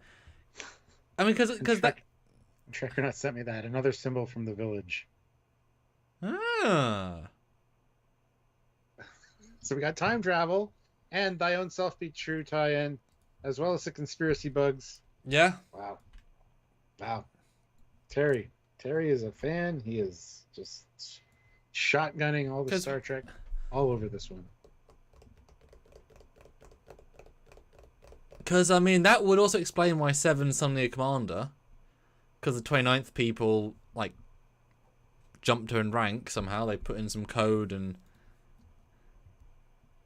Hi, Ray. Hello, Ray. Hello there. Hello there. I am reeling from this. This is great. Because I was just thinking about doing some 29th century stuff, and so to be actually thrown 29th century is like, well, shit, now I've got to plan around the damn show again. It's like I had... God damn it. I had my damn character go to work on DS9 and not know Mariner, but then Mike said she was at DS9 during that time. I'm like, fuck. My character knew Mariner. Cosmo, who was this picture shared from? Because I've been downloading pictures as they're being shared, but that was went through several compressions. Who shared that picture? Was it Dave? Was it Lisa? Who shared that? I want to go grab the original. If you could let me know. Cosmo, let him know. General Grievous, though, throws in $5. Deep cut, former Captain Braxton out for revenge, stranded Duquesne in the past, season 2 of Picard as payback for ending his career and taking his command, and wiped his memory. Dun, dun, dun. Please bring Duquesne back. Yes. Perfect opportunity last season. You fucked it up. But that would be epic to have him walk in as we a red herring. Like, oh, we used him last year so you wouldn't think he was real. Yeah. And then, yeah, if that all comes true, Stuart, the candle has been relit for Duquesne. we can jump back to our review of episode 7 of season 2, just swearing at the camera, and cut to him. Here he is, like, oh my god. Come on, Cosmo, let us know. Remember yourself. Dan Ben says, no, I don't want season 3 to connect to Discovery. No, I don't either. No one does. That's now an alternate timeline, guys. Remember that. Endgame therefore means it doesn't all make sense. And Paul B says, Robert Burnett confirmed no conspiracy bugs. Is he going to tell the truth though?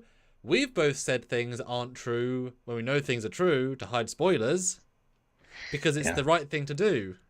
Except unless we're showing a tricorder that we didn't see, then that's different. But when we know something's true, sometimes we have to mislead.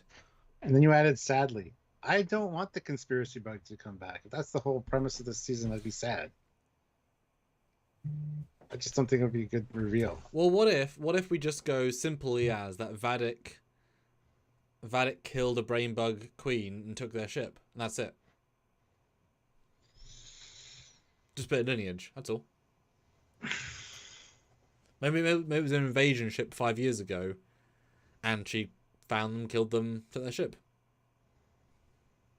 Mm. I mean, if you want to be linking without directly linking.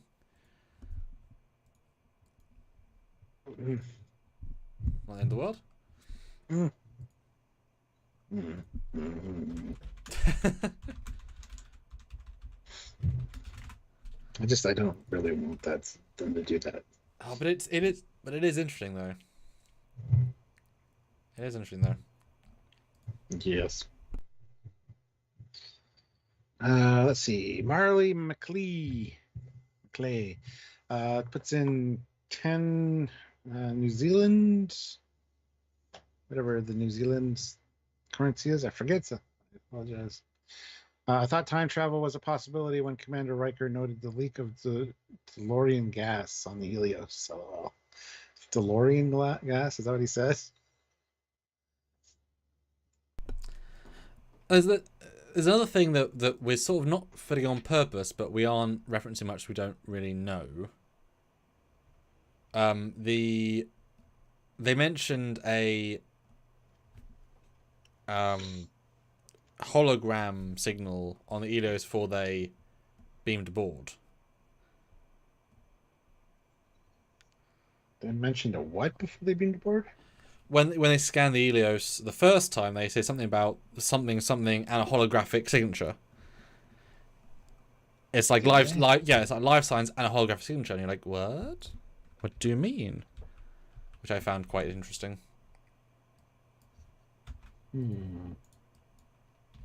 I know, right? It is interesting. Because it's said and moved on from, but you know, because the thing about Jack's a hologram confirmed.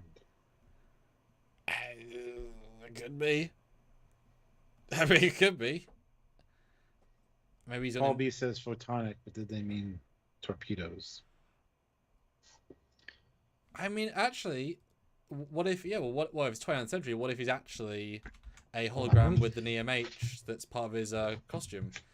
And this is explained when they why... were approaching. This is when they were approaching the Helios, correct? The first scanner, yeah. Let me see if I can find the thing for that.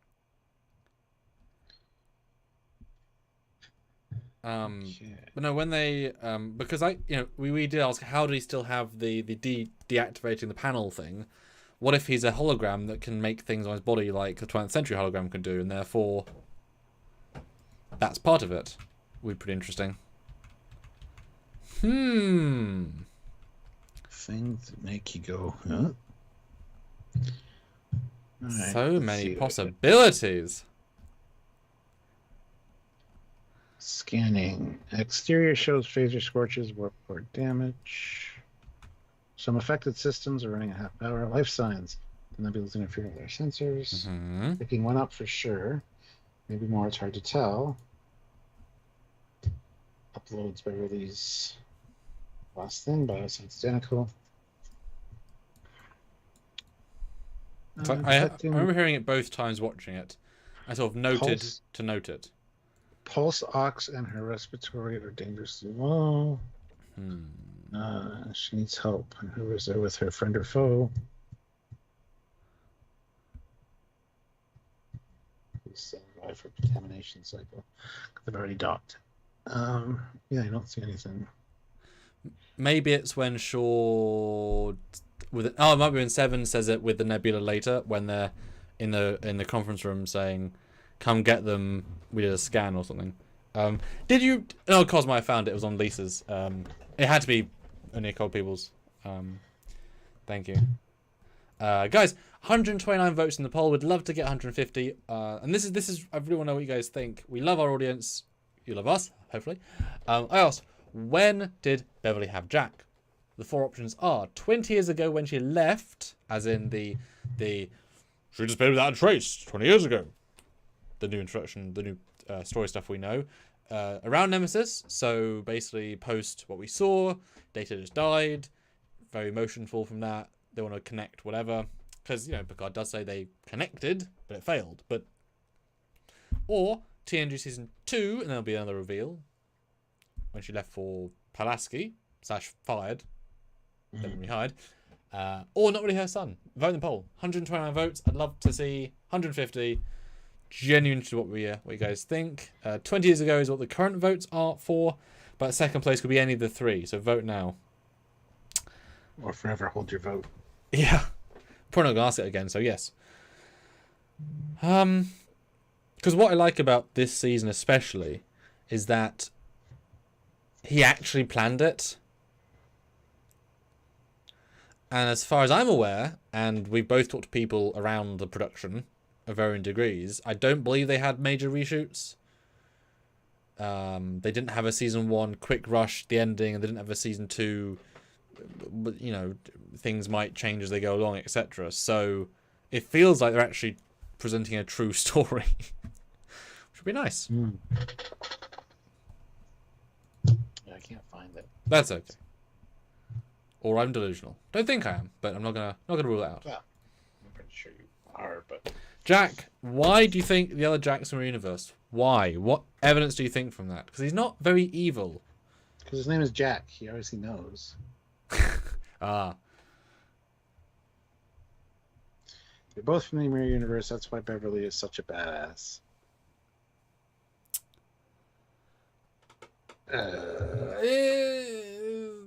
But badass also saving people medically. No, if she was a badass, she'd know how many rifle rounds were in her phaser shotgun. Anyone who uses it regularly would count down how many bullets they have and know when to reload and how many weapons there are. That's just part of what you do. I don't know if you've ever done that when shooting shotguns in your youth, but you count. You don't. It's not a surprise. Yeah, but you're also not under pressure being fired at. So. But if she's been trained for 60 years on... She's been trained, yes. Yeah. But, you know, because that's, you know, imagine a firefight where you think you have 7 rounds left, you have 2 because you miscounted, you're dead. You could be dead. So, especially with a gun like that. I mean, normal phase, there's no worry. Just keep shooting. It's fine. Ooh. They weren't phaser bullets, they were just pulsers. The phaser rifle shot the exact same thing in First Contact. It's fine. They're just slightly redder now. Oh my goodness. But yes, Smiley isn't. I know. But we know. But he's also more dubious. Dubious? No, he's not a duvet. More dubious. He's still more evil, even though he's not evil. Now, I would not be against them both being from the mirror universe. It would be like if it was just as simple as they wanted to leave, fine. But also, it removes all of the he's really Beverly. She's really Beverly because she's not. She's mirror Beverly.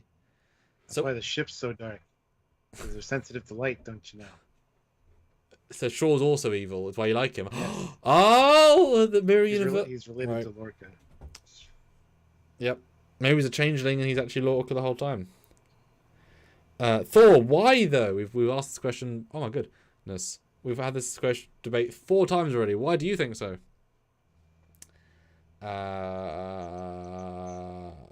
Trekyards, that sounds a bit dodge. But yes, Casey, yeah, the idea that, yeah, using that even being a son plays with emotions, absolutely. But that's also using a lot of your 10 episodes to play a lie. You know, how long can you do that out of a season? Because this isn't like most TV shows, Stuart, where you actually want more seasons and you're planning for more seasons. Like, yeah, this is the 3 and done. So there is not going to be a 7-season arc. There's going to be a done, and then if they want more, we can develop what we develop at the end. But I doubt we're going to get a Picard and Crusher, you know, leave you on for more, both in their late stage life, etc. That seems a little bit unlikely. They're going to resolve most of it, so it can't be too giant. Yeah. And Dan, yes, they did it with the TR-116. Mm-hmm. Yeah, already got those. We got the costume picks. Those are great. Yeah. So some guy on the production, who totally shouldn't have. He's obviously just some extra or costume person. He just happened to have his costumes in his wardrobe and took pictures. He really shouldn't have. And now the fandom's got these pitch perfect costume pictures. I always sent it to my friend Nick because he wants to make one. And it literally is the cheat guide to costumes because he's freaking incredible. And he's gonna get in so much trouble for that. I'm sorry, mate, but thank you. Really good of you. It's a new era, though, for getting things out there to people. Hey, I mean, Doug shared his Shrike stuff without approval or permission. So, I mean... What are they going to do to Doug? What are they going to do to Doug? Yeah. Yeah. But Stuart, what are we going to do without an ad? I don't know. I think we should probably have one. I think we should. Go for it, Stuart. Dun, dun, dun. Has been done. Was it a fantastic ad? I don't know. What did you guys see? What did you have seen? Well, that's interesting. Jack's mum is Vash. That would say lead to the more adventurous spirit. Maybe Beverly adopted him when she was young, and that explains the age. Yeah, actually, that is interesting. We do know that Vash and Picard did do a thing. The nasty, yeah. And that would have been TNG season 3-ish, so it's... And Crusher knew all about it because they talked about it behind Picard's back. And I could see... It's a bit harsh. I could see Vash letting a child up for adoption.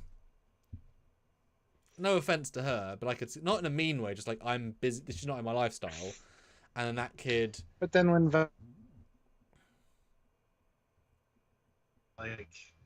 mess with Picard's kid a bit, because that's just Q. That's what he does.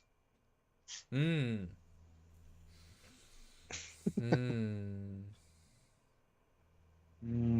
a cloaking device ad. Yeah. That's the thing. Is it as straightforward as we think? Or is it as cool as we think? Or could be? Super interesting. And that's amazing. There's that it's amazing. There's that potential. Words. I said words, Stuart. Yeah. This could be a fantastically amazing, complicated reveal. It could be, hey, he's your dad. Right. Moving on. Like we already told you, fandom, stop asking. We just said it 3 episodes ago. Nothing's simple these days. It's but gotta be all okay, well, this is a question for all of you actually, because I wasn't there. How many of you, in Wrath of Khan, when you learned that Kirk Jr., aka David Marcus, was actually Kirk's son, how many of you thought he wasn't? Nobody.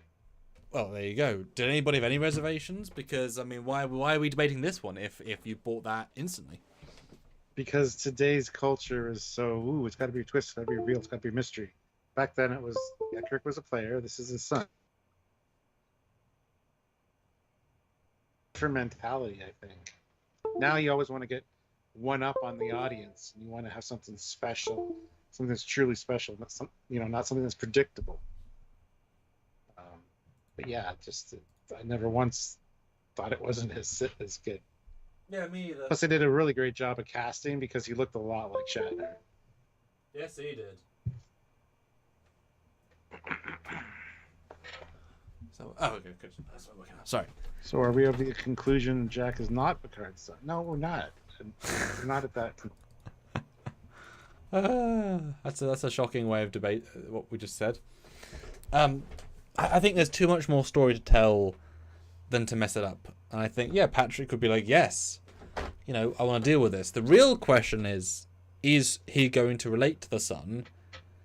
Is he going to relate to Beverly? Does he know who Beverly is at this point? As in, is she so different in 20 years that he won't see Beverly? Or does he see...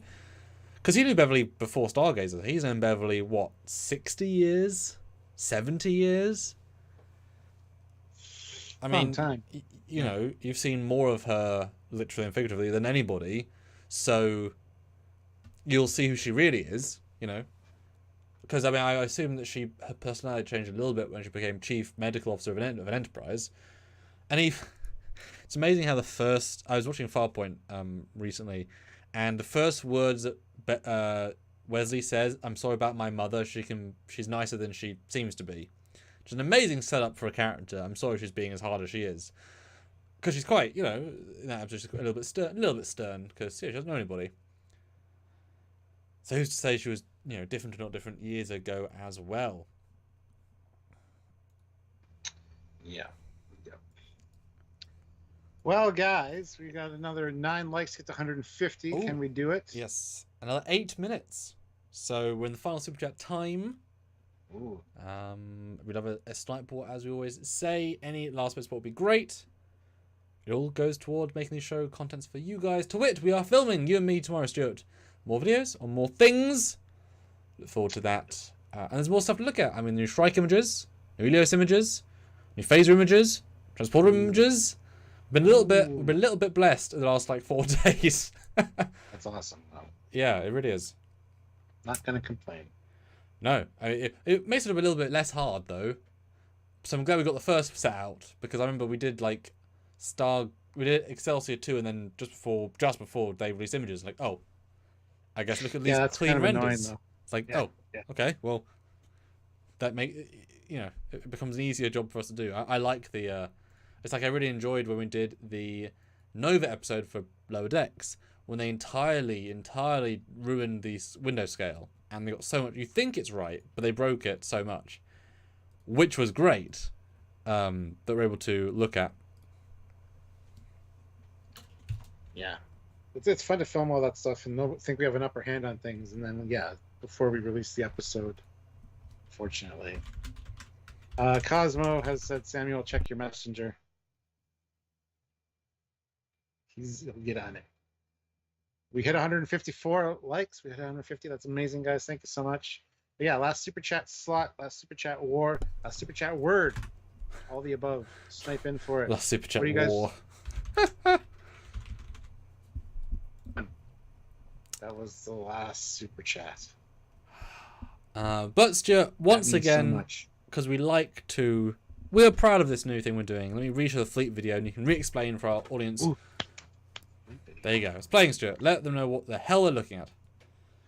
All right, so this is the Trekyards fleet. If you join the channel either here or on Patreon/Trekyards, you can pick your tier, your rank, and you get assigned to a ship. If you become a captain, you get a ship automatically. And if you are an admiral, you get a hero ship that you get to command. And you have underlings underneath you, other members that are randomly selected to be on part of your crew. So at the end of every video, you can check out these little snippets, see where you stand on the ranking, on the plaque, where you are on the ship, and which ship you're serving on. It's kind of a fun way to include you guys into the Trekyard community and really make some member perks that are really cool for you guys to participate in. So, and then as a result of this, you can head on over to the Trekyards official fleet Discord server and hang out with your crew. Hang out with all the Trekyardians that are there, have a chat, join us, see what's scheduled, what's coming up, help create the show, essentially. You know, might ask questions, we might do surveys, do things like that to get your opinion. It's a fun place to hang out and just be part of the community. So lots of really good perks for membership. So do it. And you know that we can keep Trekyards coming for a long time to come. Because there's something that's nice for daily videos. It's cool. You know, there's enough new Trek to talk about with daily new videos. And I mean, I love when people say, oh, I didn't notice that until you guys showed it. I love that. And then also, the fact that we then have this lockbox, this time capsule, right? Like we were deducing the Shrike stuff. We're right, we're wrong. We'll find out, and we can compare, end of season things to this. That's cool. It's fun. Oh, Casey, Japan, eh? Damn, cool. Good luck. Enjoy. Cool. That's a hell of a cultural shift. And Zachary Gibbons, yes, just click the join button. You can see the options. It's monthly, and it's very little. It starts out very little amount. So if you want to join, please do. It all absolutely mounts up extremely quickly. Do you want to go to Japan, Stuart? How much do you want to go to Japan? I guess should be the answer to the question. I would like to, yes. And I know a friend of mine who married a Japanese lady. They was over there for quite a few years. So he wants to take us over there because you kind of need to know somebody to know all the ins and outs, what you should do, what you shouldn't do, all that kind of stuff. So he wants to take me and some of our group of friends over there. Yeah, I can imagine their tolerance for not following tradition is shorter than you would like to imagine, just because why would they have to take shit from foreigners? So yeah, exactly. Yeah, I mean, I would like to go with them. I just love the idea that I'll be like a foot taller than most people. It's kind of a funny idea to me that you stand out quite easily. There was a movie in the 80s called Mr. Baseball with Tom Selleck. And yeah, he's like 6'4" or something. And it's a shot of him walking down the street in Japan. And he's like head and shoulders literally above everybody else. It's kind of hilarious. Do you know who, Stephen Merchant is? No. Ricky Gervais, right? Yes. His co-creator, the tall guy, Stephen Merchant. Can't picture him. Okay. Sorry. So he's like 6'5", 6'6", and he tells an anecdote where he was at a party once when he was like in his 20s. So he's mingling, he's trying to be whatever. Tallest person in the party by an absolute mile, obviously. And there's this attractive girl and a friend comes up to him and they start talking and he's thinking, oh, I've got my shot here. And then they leave. He thinks he's got a shot, and then someone else comes up and talks to him, and he thinks, oh, I've got a shot here. Turns out that when the first people come back, it's revealed that they told their friend via text, we'll meet at the tall guy. So they weren't flirting with him. Unfortunately, they were just using him as a signpost because he was that distinguishable in the party. Interesting. Yeah. You're a landmark now. Yep. Yep. It's like I knew one of the Predator actors, Ian White, and he's like 6'7". Nice guy, nice, gentle giant as it were. But yeah, as soon as you're with him, and my dad's tall, he's like 6'2", 6'1".